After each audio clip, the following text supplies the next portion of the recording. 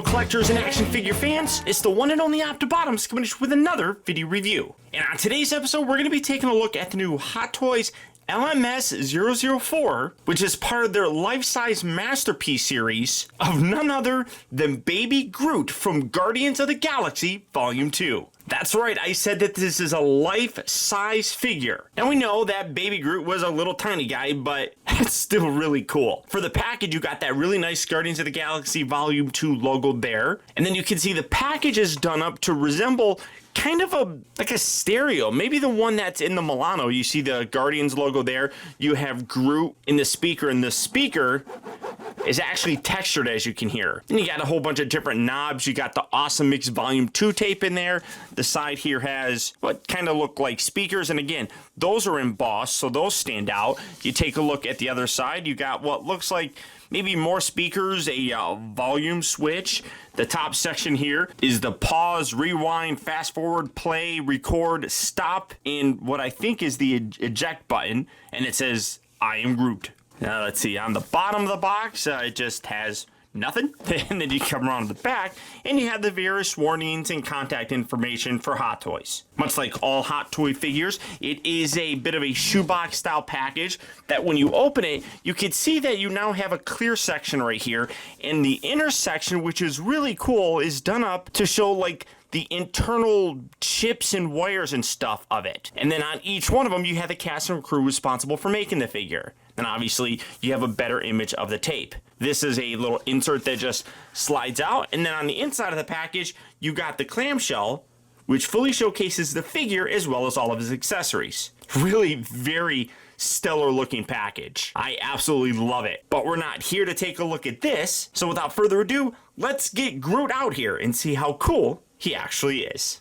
Alright guys, so here we have the Hot Toys life-size Baby Groot opened up and out of its packaging. And this is absolutely adorable. This guy turned out spectacular. Now, much like all Hot Toy figures, he does come with some instructions. There's not really a ton that you need to know how to do with it, but as you can see, it shows you how to swap out his interchangeable faces, how to swap out his interchangeable bendy fingers, the various ranges of motion that he has, how to attach the little sprouts to him throughout the body, and how to put on the little Ravager outfit. That is probably the most difficult aspect about this figure. It's not terrible, but it does require a little bit of patience. Now, starting off first with his accessories, he doesn't come with really a lot. I don't really know what else you could include with them. As I said, you do get, in addition to the two just relaxed hands that are currently on him, he does have some that have his fingers sprawling out. As you can see, there is a bendy wire that's in it, so you can position these. The bendy wire really only is to about here. This part right here is just rubbery on pretty much all of them. So you can bend them, but not get a lot, really. Mostly kind of, I'm just going to spread them out, but very Freddy Krueger. So you do have that, and it does just attach via the standard kind of peg system that most Hot Toy figures have, but great detail on this. On the other side, you can see that it does have like the little holes and such that you would expect in a kind of bendy wire sort of piece. That doesn't bother me all that much. I would prefer to have that, as typically when you see this, the bendy thing doesn't end up breaking or kind of drying out over time. So that's usually a good thing. But you can see great paint variation with the brown, the black. Everything looks really very, very nicely done on here. Very nicely recreates the wood look. So you do get a right and left hand that are designed for that. You also do get an extra pair of wrist pegs. You can see that they're the little brown ones kind of matching with what he has. And then you do get the little sprout guys. Now, I'll show you kind of what to do with these.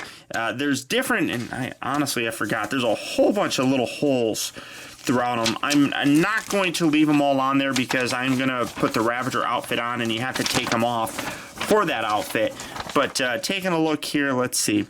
They're all interchangeable, but you can see that you got several different ones here in different kind of positions and kind of stuff. They are a softer material, pretty decent looking in terms of the green coloring, but like you have, it's a little tiny hole like right here, and you just kind of find it and you wedge it in there as you see fit. And then let's see, they blend in very, very well with the rest of the body, so it's very difficult to kind of find where they all are in some aspects. Is that one? That might be one all the way down here. I think that is one. It's difficult. There we go. Yeah, that is one. So you can put that in there, and I love how it does kind of give, and I can angle up a little bit, a sense of growth to him. I mean, he's a baby. Towards the end of the movie, spoiler alert, we see him as like an adolescent. So it evolves, or he evolves and grows. And let's see, you got another little one right down here. I might as well just put them all in here for you to see the full-on look. Like I said, it does get tricky though, and honestly, I mean, looking at these, the instructions do show specific ones going in. I don't really think it matters, honestly, that much, unless the holes are slightly different sized, which I don't know why really they would do that. I would just imagine it's a matter of personal preference where you want to put them, but they all, like I said, are a little different. It got that song stuck in my head. So, well, I mean, some of them are a little bit thicker than others, but I mean, you get the idea. So you can put them on there. There's a total of 8 of them that all go in different areas on a little dude. I mean, here's just another one.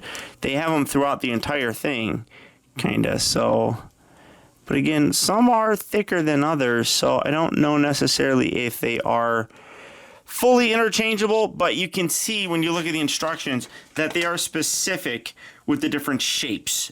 So I guess that's definitely a possibility that they're supposed to go in a specific order, but you can kind of see what's happening with them. They are fairly tiny. Now, he does have one that is permanently attached, that being the one up here on his head. That's actually a part of, if you remove it, you can kind of see it's a part of the sculpt here, so that's not removable. So don't try swapping that one out, and you did get a little advanced look at another little feature. But like I said, you get a total of 8 of these little weeds that you do want to be careful and not lose. But like I said, the biggest thing is you will have to take them off if you're going to put on the other accessory that he comes with, that being his Ravager suit. And this really does absolutely make him look a million times cuter. I mean, he's adorable right here. There's no question about it. He's adorable. But when he was running around in his little suit, there was this scene where he was so sad and he was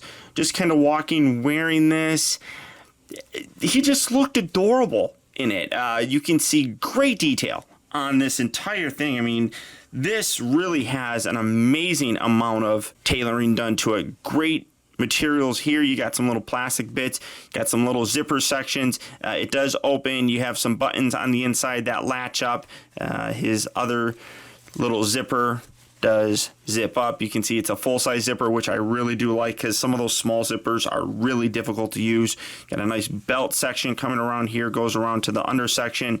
You got these little bits, which I don't know what they're for, but you got little dangly bits like hanging off here, some other belt buckles throughout the entire thing. Just again, you got the really cool looking Ravager logo right there, which kind of looks like his head, to be honest.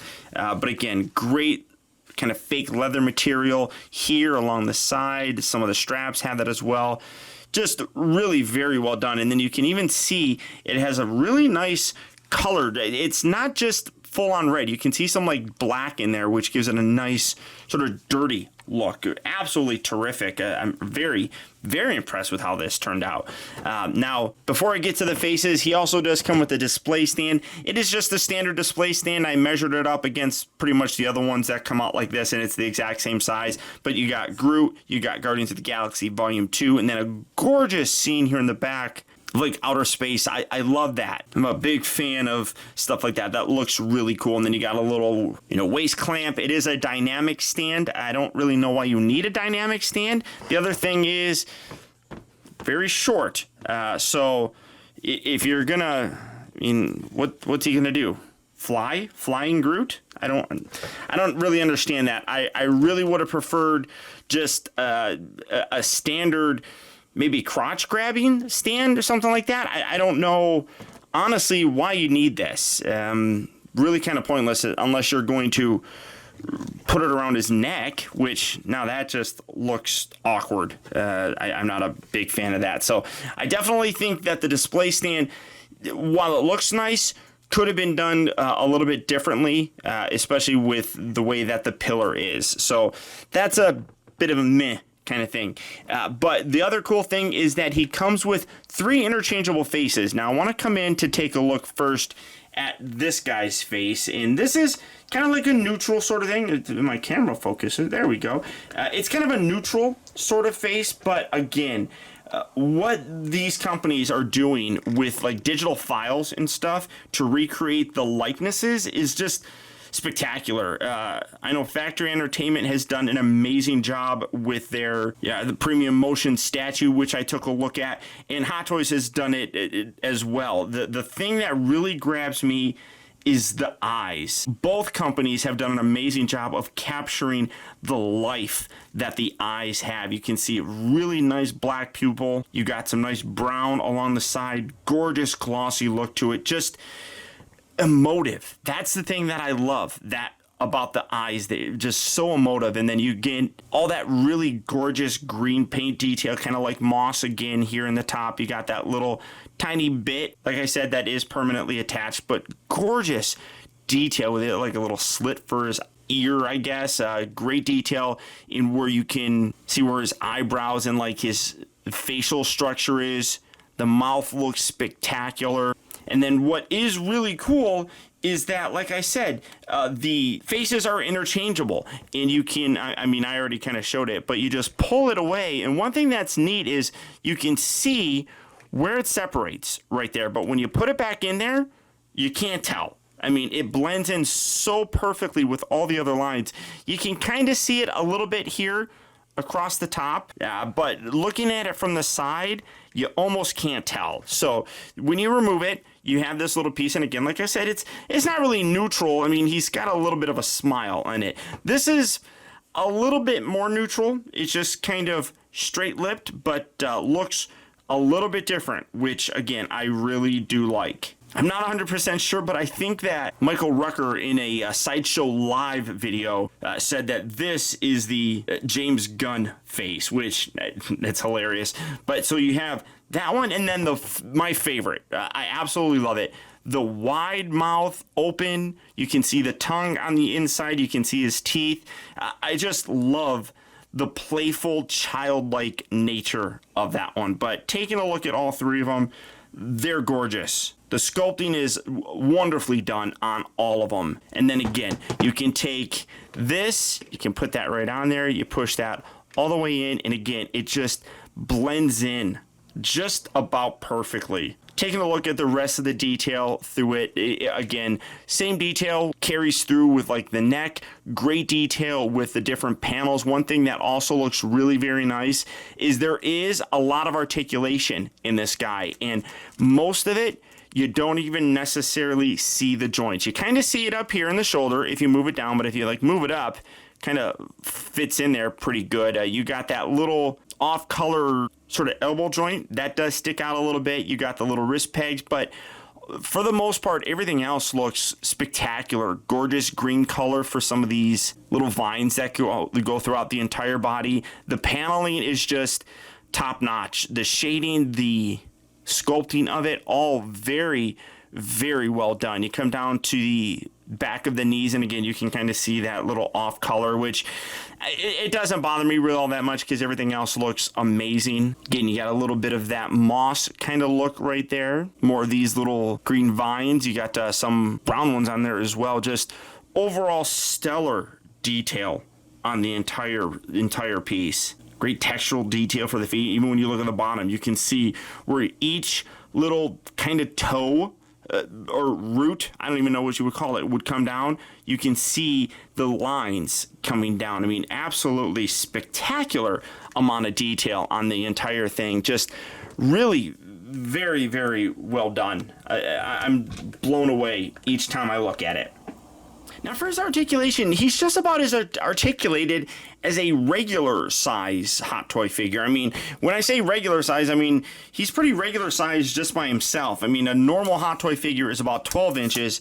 This guy, bringing out the old tape measure, as you can see, is about 10 inches. So you're able to still get a lot of that articulation in a figure like this. So the head here is on a ball joint, so you get a nice range of motion with it. And then the lower neck section is also on a ball joint, I believe. So that can also pivot and rotate. It's a little bit tricky to get to, but it does rotate. But you can see side to side, forward, really nice. It goes back really far. Very nice range of motion there. The shoulders here rotate. They hinge out about that far. You can see about 90 degrees or so. Obviously, they do rotate. He can bend his elbow up 90 degrees, and then the elbow also does have a rotation, so you can swivel that around as well. The wrists rotate. The one thing that I'm noticing, though, is like oh no, yeah, okay, that one does move.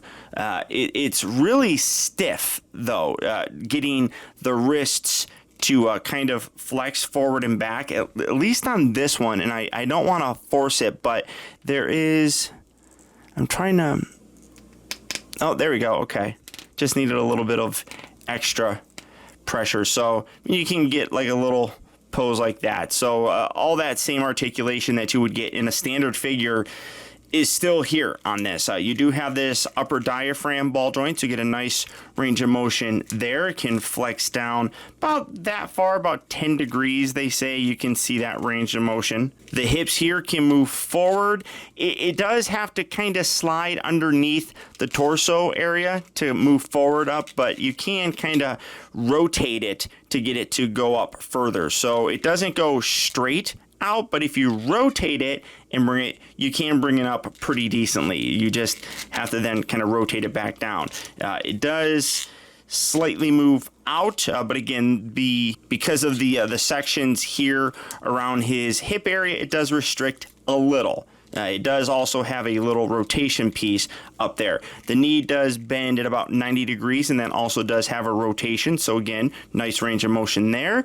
And you have a really nice ball joint at the ankle. You can kind of pivot it in and out decently, kind of about like that or so. It also can move forward and back decently. So there's like two ball joints. You got a ball joint at the upper section and one at the lower section. Then obviously you can rotate it as well. So really good level of articulation in the guy. As I said, a figure this size, you're basically able to put all those same points of articulation that a full size figure, and I say full size, and I mean, this is a life-size representation of Baby Groot. So this is more full-size than, say, a 6-scale Iron Man figure or something. I mean, this is a 1-to-1 scale Groot, so it works.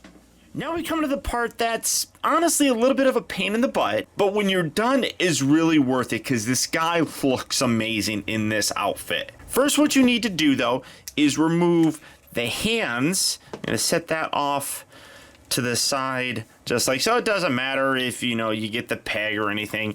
And you also do need to remove the feet. Keep those positioned. If you forget which feet are which on the underside here, yeah, I don't know how well you're gonna be able to see it. It does actually say R, and this one does, yeah, right there, say L. So you can keep those kind of in order. Now, usually when you're dressing a figure, it's kind of easier to put the arms like this, to put the shirt on, and then the pants are a little bit easier.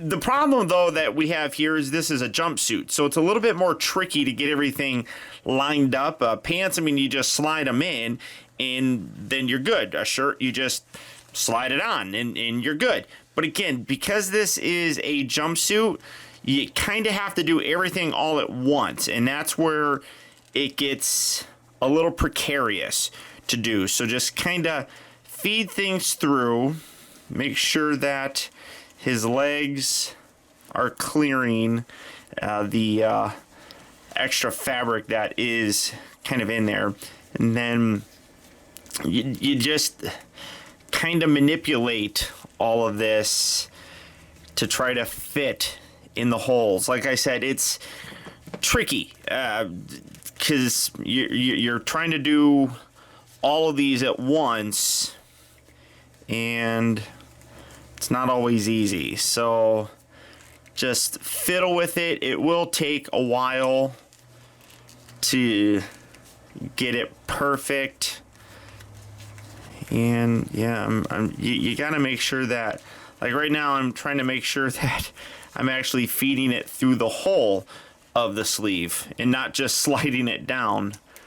So there we go. I mean, Hot Toy collectors are fairly used to this type of thing. We swap out outfits quite often. This one is being a little bit tricky, so let me see if I can pull this up here. You can see that his feet are, or the little stubs for his feet are coming through. There we go, and I think I got it. There we go. There we go, and then just feeds up and in, and then just tug, bringing it all the way up like so. So you see, I mean, it's not difficult to do. It just requires some patience while you're doing it. And then obviously you want to make sure that you get it all the way positioned. This sleeve here is a little bit different than this one. As you can see, you got the little straps right here. So you have to make sure that you have the sleeve going through there, and then keep the little strap up. There we go. Kind of just position that like so. And then let's put the hands back in. You can do that right there. Put that on this one. Pop that on.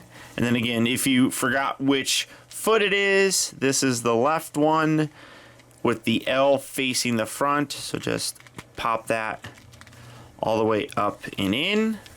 And then this one with the R facing forward as well. Pop that up and in. Then come around here. You want to zip the zipper up like so. And then you got some buttons right here. You have one on the kind of hip area and one up here on the little chest. They pop in fairly decently. Make sure you line them up nice. Boom. There's one. And then there's this one here. Boom, and there you go. And then again, you can kind of futz around with the suit to get it looking really good. But I mean, that really does have an adorable look to it. Like I said, in the movie, when he was wearing this, it was kind of initially meant as a, make sure I get that all the way up in there, kind of like they were picking on him of sorts, and he was very sad, and it just was an endearing sort of thing. But this suit really does look adorable on him. It helps to complete the look. I'm really happy with how this turned out. Everything on here, again, the detail on the suit is really quite spectacular, and it doesn't really limit the articulation all that much. I mean, obviously the head is still going to be articulated. This section here is a little bit easier to rotate though, so when you do it, kind of manipulate the suit.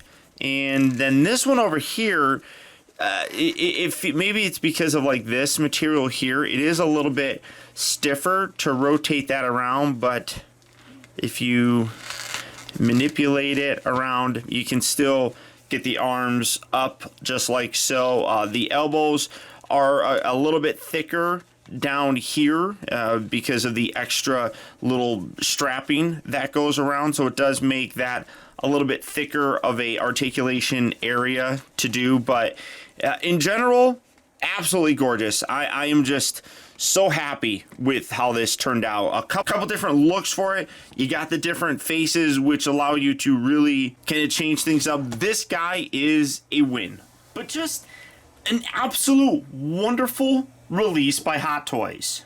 This really is a terrific piece.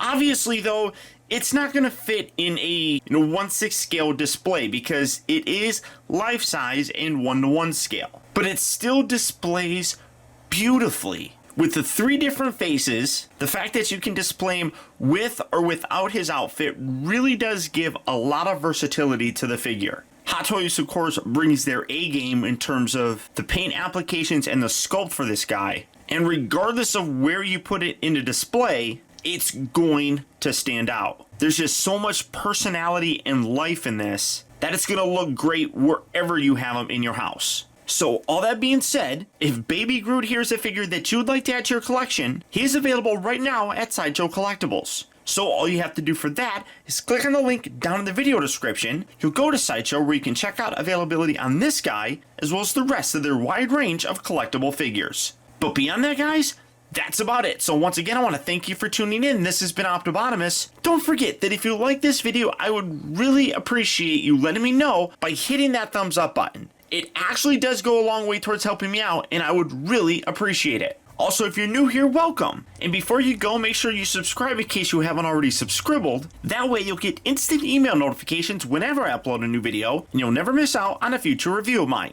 Or hey, if you already subscribed, we all know just how unreliable that YouTube subscription box is, and the best way to make sure that you're not missing any reviews of mine is to click on that little bell right below this video and double check your settings to make sure that they're set so that you get those email notifications. And as always, until next time, remember, we are Groot.